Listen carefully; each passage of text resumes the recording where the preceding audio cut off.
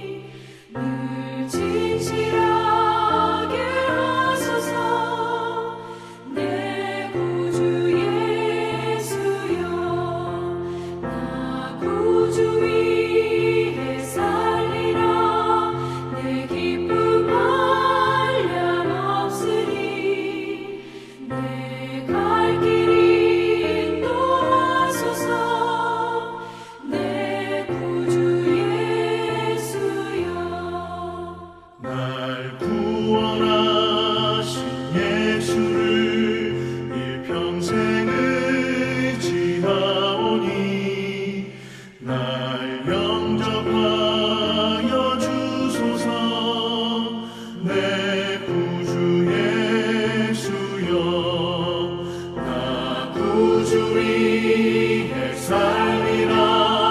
내 기쁨 한량 없으리. 내 갈 길이 인도하소서. 내 구주 예수여. 주 십자가에 달리사 날 자유하게 했으니 내 몸과 마음을 주 위에 다 쓰게 하소서. 나 구주 위에 살리라. 내 기쁨 한량 없으리. 내 갈 길이 인도하소서. 내 구주 예수여.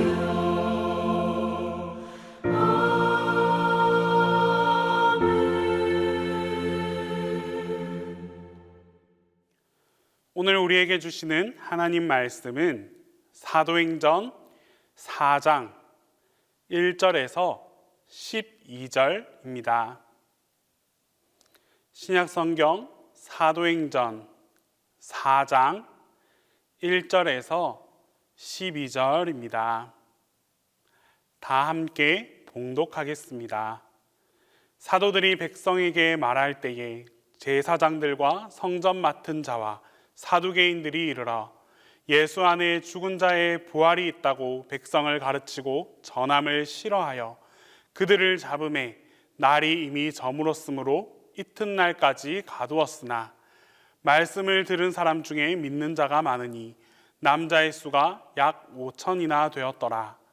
이튿날 관리들과 장로들과 서기관들이 예루살렘에 모였는데 대제사장 안나스와 가야바와 요한과 알렉산더와 및 대제사장의 문중이 다 참여하여 사도들을 가운데 세우고 묻되 너희가 무슨 권세와 누구의 이름으로 이 일을 행하였느냐. 이에 베드로가 성령이 충만하여 이르되 백성의 관리들과 장로들아, 만일 병자에게 행한 착한 일에 대하여 이 사람이 어떻게 구원을 받았느냐고 오늘 우리에게 질문한다면 너희와 모든 이스라엘 백성들은 알라. 너희가 십자가에 못 박고 하나님이 죽은 자 가운데서 살리신 나사렛 예수 그리스도의 이름으로 이 사람이 건강하게 되어 너희 앞에 섰느니라. 이 예수는 너희 건축자들의 버린 돌로서 집 모퉁이의 머릿돌이 되었느니라. 다른 이로서는 구원을 받을 수 없나니 천하 사람 중에 구원을 받을 만한 다른 이름을 우리에게 주신 일이 없음이라 하였더라. 어떤 국가가 전쟁을 계획하고 있다면 정말 철저하게 준비할 것입니다. 전략과 전술을 섬세하게 세울 것입니다. 전략 전술을 제대로 세우지 않으면 전쟁에서 이길 확률이 그만큼 떨어집니다. 전략 전술의 기초는 아군과 적군을 정확하게 파악하는 것에서부터 시작됩니다. 먼저 숫자를 파악해 보면 다수 대 다수가 나올 수도 있고 다수 대 소수 혹은 소수 대 다수, 소수 대 소수가 나올 수도 있습니다. 병력의 숫자에 따라서 전략이 달라지고 전쟁을 대하는 방식이 달라집니다. 다수가 우리 편이고 상대가 소수라면 전쟁은 별다른 문제 없이 수행할 수 있습니다. 하지만 문제는 우리가 소수이고 적이 다수일 때입니다. 이럴 때는 정면 돌파를 할 수 없습니다. 정면 돌파는 자살 행위나 다름없기 때문입니다. 그래서 다른 전략을 세웁니다. 상대의 허점을 잡고 집요하게 그 허점을 파고드는 전략입니다. 그런데 오늘 본문에서 베드로를 필두로 하는 초대교회 성도들은 정면 돌파를 합니다. 초대교회 지도자들은 이미 정치적으로 낙인 찍힌 사람들이었습니다. 예수님의 십자가형은 정치형이었습니다. 예수님께서 내가 유대인의 왕이다라고 하신 이 한마디 때문에 빌라도는 예수님을 십자가에 내어주었고 예수라는 이름은 그때부터 금기어가 되었습니다. 그런데 십자가에 달린 이 예수를 따르는 무리가 예루살렘에 교회를 세웠습니다. 그들은 로마 식민지 사회에서 여전히 소수였습니다. 하지만 이들은 소수가 살아남는 그 일반적인 방법을 택하지 않고 정면 돌파를 택했습니다. 1절에서 3절 말씀에 사도들이 백성에게 말할 때에 제사장들과 성전 맡은 자와 사두개인들이 이르러 예수 안에 죽은 자의 부활이 있다고 백성을 가르치고 전함을 싫어하여 그들을 잡음에 날이 이미 저물었으므로 이튿날까지 가두었으니 사도들은 투옥되었습니다. 이들이 투옥된 이유는 예수님의 부활을 전했다는 것입니다. 예수의 이름이 유대 사회에서 금기어 되었음에도 불구하고 이들은 집요하게 예수님을 증거합니다. 그것도 예수 그리스도가 부활하셨다는 사실을 그들이 본 그대로 경험한 대로 증거했습니다. 로마 당국에 의해서 십자가형을 당하고 죽은 예수가 3일 만에 부활했다는 사실은 유대 사회에 정말 큰 반향을 일으켰습니다. 그래서 로마 당국과 유대 종교 지도자들은 부활을 전하지 말라고 베드로를 비롯한 사도들을 모두 다 투옥했습니다. 사도들을 신문하기 위해서 온 사람들은 예수를 죽인 장본인들이었습니다. 6절과 7절 말씀에 대제사장 안나스와 가야바와 요한과 알렉산더와 및 대제사장의 문중이 다 참여하여 사도들을 가운데 세우고 묻되 너희가 무슨 권세와 누구의 이름으로 이 일을 행하였느냐. 서슬퍼런 이름들입니다. 이들은 예수님을 죽일 음모를 꾀했고 또 예수를 십자가에 못 박는 데 성공한 사람들이었습니다. 이 사람들이 사도들을 가운데 세우고 신문했습니다. 너희들이 무슨 권위와 능력으로 이 일을 행하였느냐. 그들이 말하는 이 일은 두 가지입니다. 첫째는 부활하신 예수를 전하는 일이고 두 번째는 성전 미문에서 구걸하는 거린을 고쳐준 일입니다. 이렇게 물었을 때 만약 사도들이 예수께서 주신 능력으로 행한다 하면 가만히 두지 않으려고 이런 질문을 던졌습니다. 이 사람들은 예수님 당시나 사도들을 대할 때나 사악하기에 그지 없었습니다. 예수님께서 질문할 때도 덫을 치고 또 그 질문에는 뻔한 의도가 숨어 있었습니다. 이들은 변함없이 사도들에게도 비슷한 유형의 질문을 던졌습니다. 그러자 사도들은 이렇게 대답합니다. 8절에서 10절 말씀입니다. 이에 베드로가 성령이 충만하여 이르되 백성의 관리들과 장로들아 만일 병자에게 행한 착한 일에 대하여 이 사람이 어떻게 구원을 받았느냐고 오늘 우리에게 질문한다면 너희와 모든 이스라엘 백성들은 알라. 너희가 십자가에 못 박고 하나님이 죽은 자 가운데서 살리신 나사렛 예수 그리스도의 이름으로 이 사람이 건강하게 되어 너희 앞에 섰느니라. 이렇게 말하면 이들은 다시 투옥되어서 영원히 세상 구경을 하지 못할 것이다 라는 것을 뻔히 알고 있었음에도 불구하고 담대하게 증거했습니다. 베드로가 이 사실을 있는 그대로 다 말했기 때문에 그들은 더 이상 이 사도들을 제어할 방법이 없었습니다. 유대 종교 지도자들이 알고 있었던 베드로는 사실 비겁하고 무서움을 많이 타는 사람이었습니다. 베드로는 예수께서 체포되시던 그날 밤 3번이나 주님을 부인하고 도망갔습니다. 그들이 사도들을 위협하면 도망갈 줄로만 알았는데 오히려 베드로는 정면 돌파를 선택했습니다. 이에 당황한 쪽은 오히려 종교 지도자들이었습니다. 그들은 모여서 회의한 후에 다시는 예수의 이름으로 이런 일을 하지 말라라고 한 뒤에 쫓아내었습니다. 그러나 베드로와 요한을 비롯한 사도들은 그들의 말대로 하지 않았습니다. 20절과 21절 말씀에 우리는 보고 들은 것을 말하지 아니할 수 없다 하니 관리들이 백성들 때문에 그들을 어떻게 처벌할지 방법을 찾지 못하고 다시 위협하여 놓아주었으니 이는 모든 사람이 그 된 일을 보고 하나님께 영광을 돌림이라. 결국은 사도들을 석방할 수밖에 없었습니다. 사도들이 정면 돌파를 할 수 있었던 이유는 두 가지입니다. 첫째는 성령 충만입니다. 똑같은 베드로가 어떻게 이렇게 달라질 수 있습니까? 성령 때문입니다. 성령님께서 그들과 함께 하셨기 때문에 베드로도 요한도 담대하게 말씀을 전할 수 있었고 죽는 것을 두려워하지 않았습니다. 이들은 주님 말씀대로 예루살렘을 떠나지 않고 아버지께서 약속하신 성령을 기다리면서 기도했습니다. 기도하면서 주인을 바꾸었고 기도하면서 자아를 꺾고 성령께서 임할 수 있는, 성령님께서 내 안에서 행할 수 있는 그런 환경을 만들었습니다.